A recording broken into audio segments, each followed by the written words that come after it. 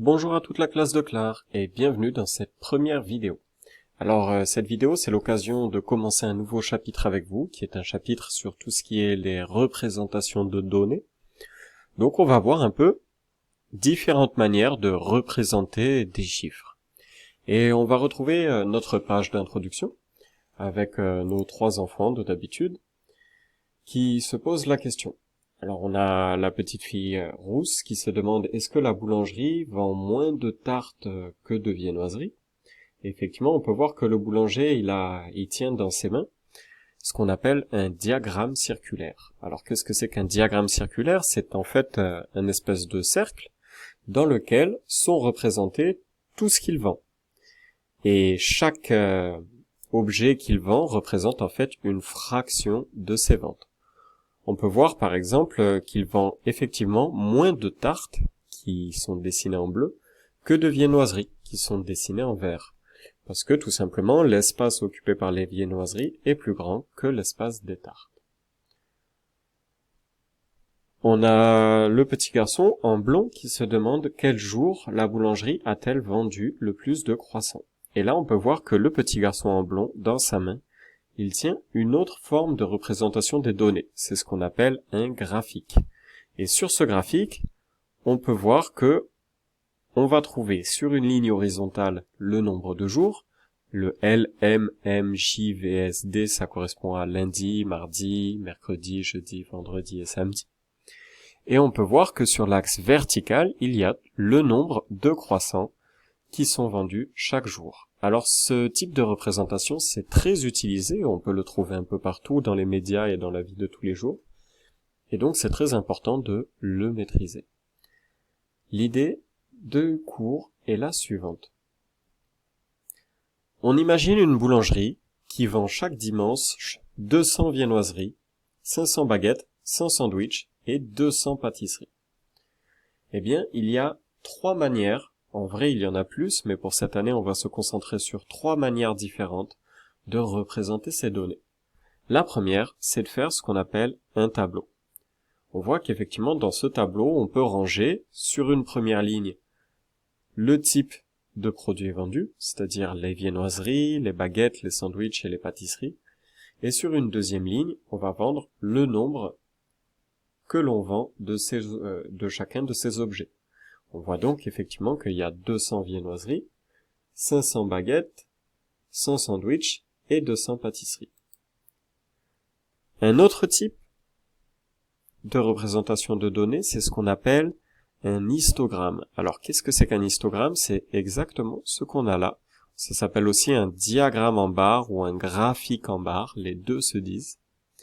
Et effectivement, en fait, on va retrouver un petit peu les mêmes données qu'ici. C'est-à-dire que sur la ligne horizontale, on va retrouver le type d'objet vendu.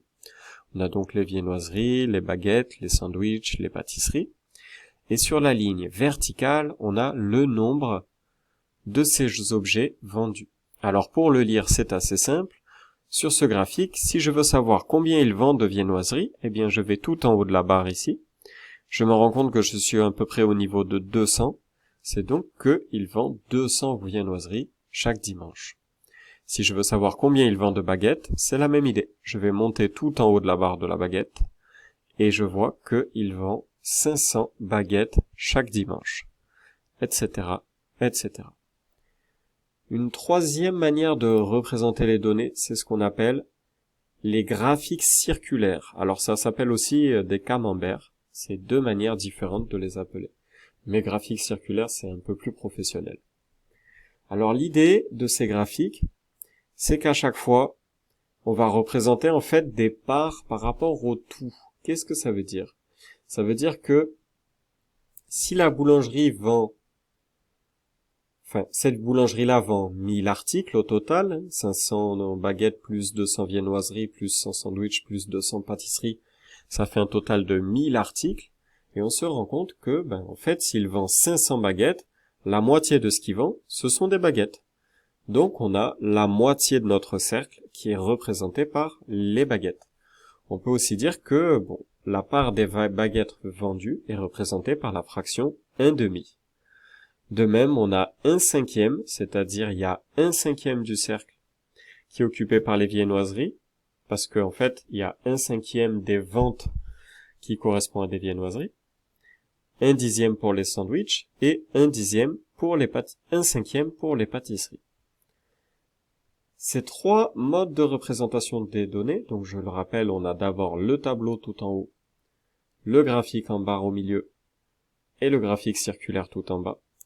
Ce sont les trois modes de représentation qu'on va essayer de revoir tout au long de ce chapitre.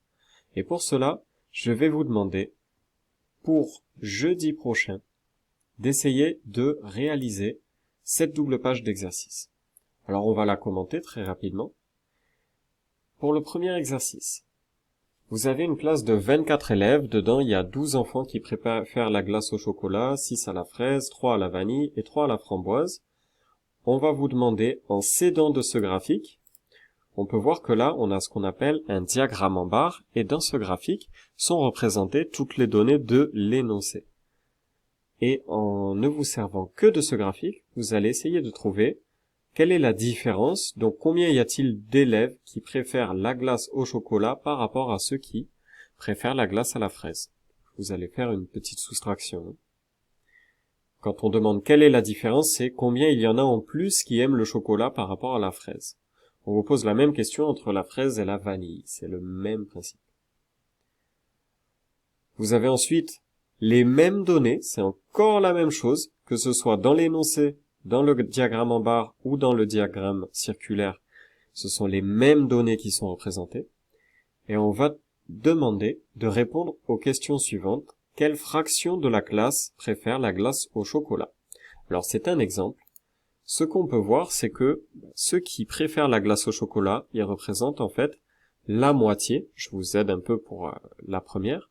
C'est la moitié de tous les parfums de glace préférés des élèves. Donc la fraction de la classe qui préfère la glace au chocolat, c'est tout simplement 1/2, parce qu'on a la moitié de la classe qui préfère la glace au chocolat. Je vous laisse réfléchir pour les trois autres exemples.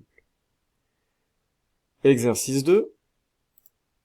On a l'énoncé qui est donné ici, mais il est repris exactement dans l'histogramme. Alors l'histogramme, je vous le rappelle, c'est toutes les barres là qu'on voit, qui est donné ici. Et la question c'est combien y a-t-il d'élèves en tout sur cette classe? Alors on a demandé en fait dans cette classe-là quels étaient les sports pratiqués par les élèves de CM2. On voit qu'il y en a 15 qui font du judo, 5 qui font de la danse, 5 qui font du football, 5 qui font du tennis. Alors on suppose que, aucun élève, c'est marqué dans l'énoncé, ne pratique 2 sports ou plus. C'est-à-dire que chaque élève, il ne fait qu'un seul sport. Il n'y a pas un élève qui fait par exemple du judo et de la danse. C'est pas possible. Il fait soit du judo, soit de la danse, mais pas les deux. Et donc on va vous demander, il y a combien d'élèves dans la classe? Combien d'élèves?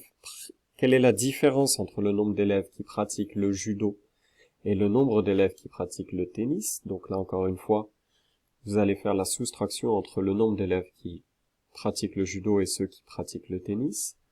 Et vous allez choisir lequel de ces graphiques circulaires correspond au graphique en barre. C'est-à-dire qu'on a la même idée, il y en a un des trois qui est juste, et les deux autres qui sont faux. La question c'est de savoir lequel. Et vous devez expliquer pourquoi. Je vous propose de faire ça jusque jeudi. On vous demandera enfin quelle fraction de la classe pratique le judo. Je vous propose de réaliser cette double page d'ici jeudi. Et à partir de la semaine prochaine, on va intensifier un peu les cours, parce que sinon on va prendre trop de retard. Donc il y aura 2 cours par semaine, comme avant le confinement, le jeudi et le vendredi. Donc jeudi prochain, je vous transmettrai la correction de ces 2 exercices. N'hésitez pas à me poser des questions dans WhatsApp s'il y a des problèmes. Jeudi prochain, je vous transmets la correction et le travail à faire pour la suite. Je vous conseille de travailler directement sur vos livres, normalement vous les avez. Sinon, si vous n'avez pas votre livre, envoyez-moi un message, je vous enverrai des scans de ces livres, et des vrais scans, pas des photos prises au téléphone. Je peux vraiment vous envoyer des vrais scans, ça ne pose pas de problème, et vous essaierez de répondre sur une feuille que vous m'enverrez en photo. Je vous souhaite une très bonne semaine, un bon travail, et n'hésitez pas à me contacter en cas de question. À très bientôt!